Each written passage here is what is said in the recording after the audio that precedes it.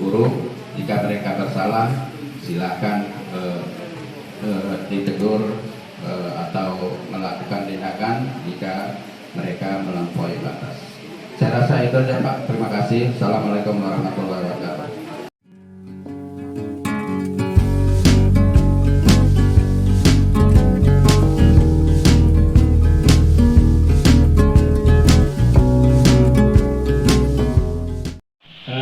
Disuruh swab di orang tuanya, disuruh karantina ya anak-anaknya yang tidak satu dulu karantina dulu. Tapi nanti hubungi balik kelas sama ibu ya. Semuanya berhubungan dengan lokal kelas untuk menghindari administrasi di Alfa. Ini yang kami harapkan kepada Bapak Ibu sekalian. Mungkin ada yang ditanyakan kali Ibu. Ini ya Pak.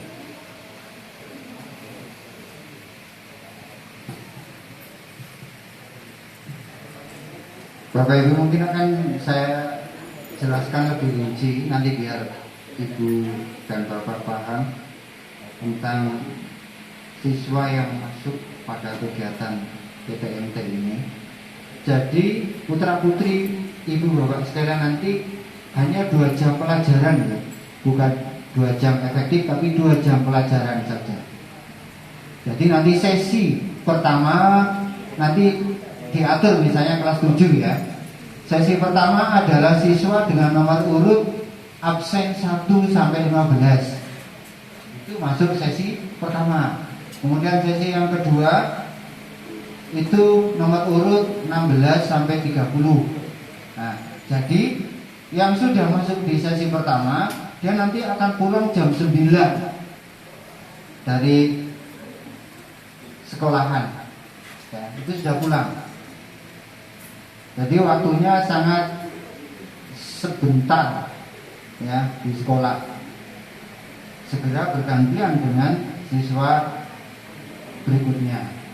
Jadi seperti itu nanti teknisnya. Untuk rekomendasi ke tim Satgas Covid Kecamatan hari Senin ya Pak ya. Kalau tidak salah hari Senin kami berikan dan kami menunggu jawaban dari tim Satgas Kecamatan. Karena nanti mereka pasti akan mengevaluasi kesiapan kita ya. Mereka mungkin secara tidak resmi datang di sekolah mengecek situasi sekolah sehingga mereka tidak serta-merta memberikan rekomendasi untuk mengizinkan sekolah melaksanakan kegiatan kecamatan. Karena sebagai persyaratan kita mengajukan permohonan untuk melaksanakan PTMT itu harus ada rekomendasi dari tim Satgas Covid Kecamatan.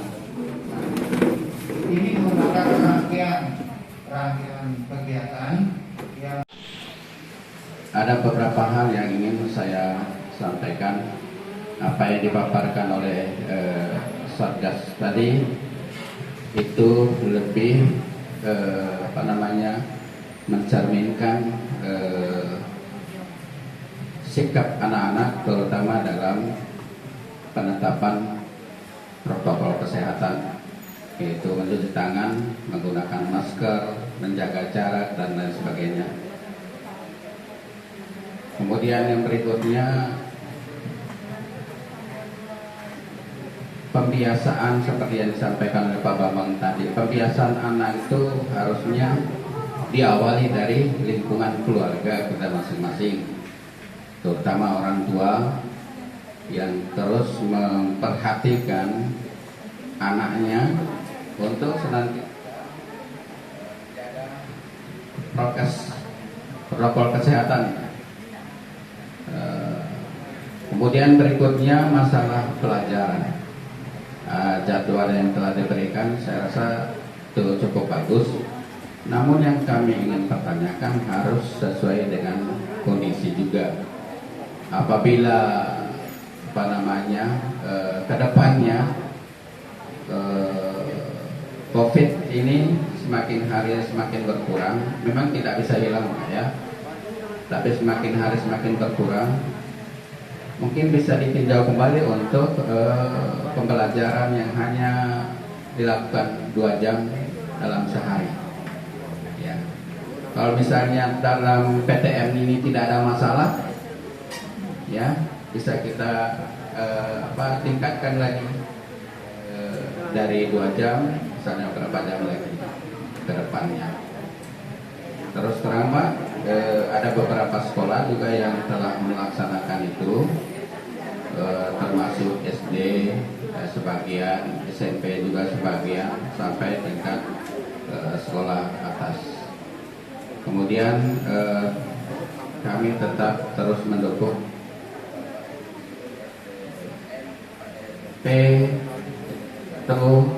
Tanjung Palas. Mudah-mudahan terus memperhatikan anak didik kami, anak-anak kami untuk masalah kesehatan ini. Dan kami Pak tidak sungkan memberikan perhatian kepada anak kami, terutama guru-guru. Jika mereka bersalah, silakan ditegur atau melakukan tindakan jika mereka melampaui batas. Saya rasa itu aja Pak. Terima kasih. Assalamualaikum warahmatullahi wabarakatuh. Prosedur sudah baik, semua sudah sesuai yang kita harapkan dan kita akan merencanakan itu.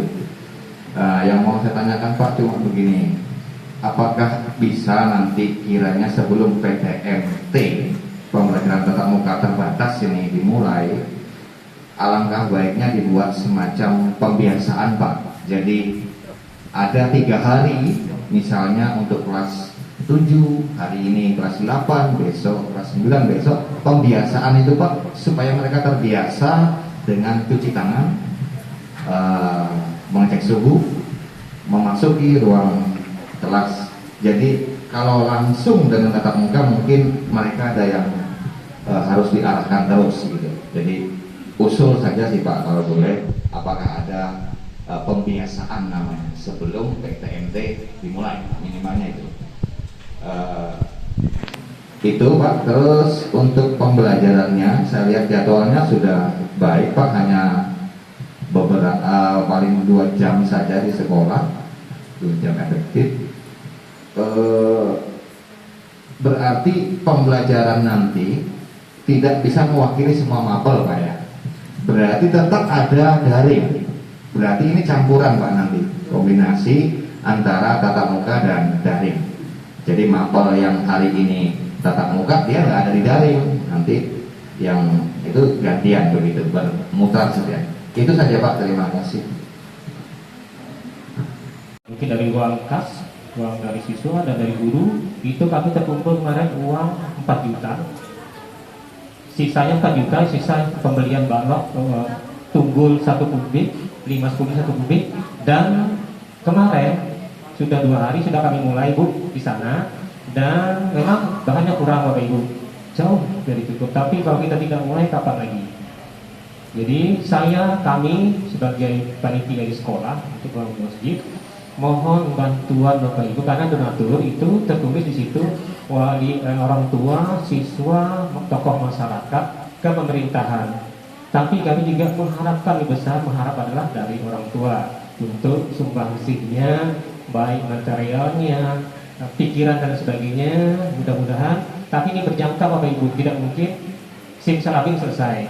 Mungkin jangka saya mungkin sampai 5 tahun baru bisa terbangun musola kita di sana, karena untuk menunjang kegiatan anak-anak beribadah, misalnya praktek atau sholat, karena kita selama ini kita mengandalkan sholat di masjid jami. Kasihan mereka kejauhan, kepanasan dan sebagainya. Kami punya inisiatif, akan tanah kita di sini luas, makanya kalau Bapak Ibu mau lihat silahkan sana, lagi mereka kerja. Itu pun hanya sampai tunggul saja Bapak Ibu. Nah, itu pun tunggulnya kurang 1 kubik. Slop tidak sampai slop pun tidak bisa. Tapi kami berpikir kalau kita diamkan tidak akan bisa tergerak-gerak.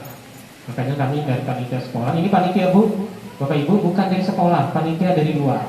Kami hanya memfasilitasi untuk pembangunan itu, karena kan sekolah tidak boleh untuk sebagai panitia. Panitia di luar Bapak Ibu sudah ada bentuk panitianya, bendahara yang individual, tapi juga sekolah juga punya. Dan apa panitia bayangan?